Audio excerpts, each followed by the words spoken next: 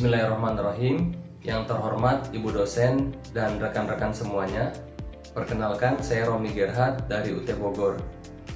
Pada video kali ini saya akan melakukan pengamatan struktur sistem pencernaan. Adapun tujuan dilakukan percobaan ini adalah untuk mengurutkan bagian dari sistem pencernaan.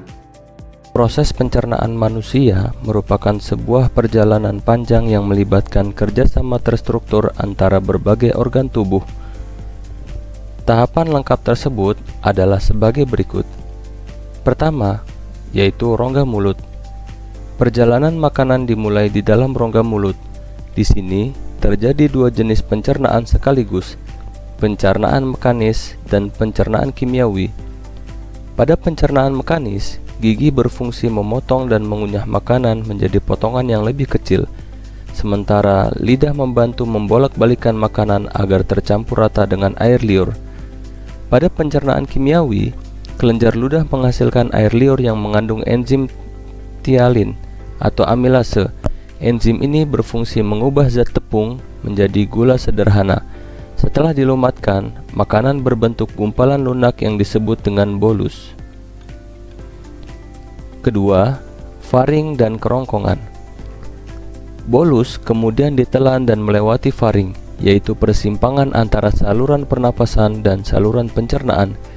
Di faring terdapat katup epiglotis yang otomatis menutup jalur pernapasan saat kita menelan agar makanan tidak tersedak. Setelah melewati faring, makanan masuk ke kerongkongan atau esofagus. Di dalam kerongkongan, otot-otot dinding kerongkongan melakukan gerak peristaltik, yaitu gerakan meremas dan mendorong secara bergelombang untuk mengantarkan bolus menuju lambung. 3. Lambung. Setelah melewati gerak peristaltik di kerongkongan, makanan masuk ke dalam lambung. Di dalam organ kantung ini, makanan mengalami pemrosesan lebih lanjut selama beberapa jam. Yang pertama, yaitu secara mekanis. Dinding lambung yang kaya akan otot berkontraksi untuk mengaduk, meremas, dan mencampur makanan dengan getah lambung hingga konsistensinya berubah menjadi bubur cair yang disebut kim. Secara kimiawi, yaitu getah lambung mengandung asam klorida yang berfungsi membunuh kuman pada makanan dan mengaktifkan enzim. Selain itu, terdapat enzim pepsin yang mengubah protein menjadi pepton dan enzim renin yang menggumpalkan protein susu. Keempat, usus halus.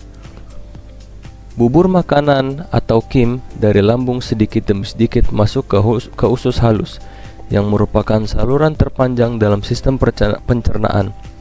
Usus halus dibagi menjadi 3 bagian, yaitu usus 12 jari, usus kosong, dan usus penyerapan. Di usus 12 jari, makanan dicerna secara kimiawi dengan bantuan cairan empedu dari hati untuk memecah lemak, serta enzim dari pankreas seperti tripsin, amilase, dan lipase. Setelah makanan pecah menjadi molekul yang paling sederhana, proses penyerapan atau absorpsi terjadi di usus penyerapan. Dinding usus halus dipenuhi oleh tonjolan-tonjolan kecil bernama villi atau jonjot usus, yang berfungsi memperluas daerah penyerapan sehingga seluruh sari-sari makanan, yaitu berupa vitamin, mineral, glukosa, asam amino, dan asam lemak, dapat diserap secara optimal masuk ke dalam aliran darah untuk diedarkan ke seluruh tubuh.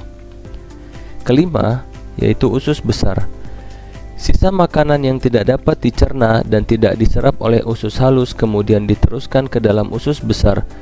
Di usus besar tidak ada lagi proses pencernaan makanan. Tugas utama usus besar adalah menyerap kembali atau reabsorpsi air dan garam mineral dari sisa makanan tersebut untuk mengatur keseimbangan cairan tubuh. Selain itu, di dalam usus besar terdapat bakteri baik, yaitu E. coli, yang membantu proses pembusukan sisa makanan hingga berubah menjadi feses atau kotoran.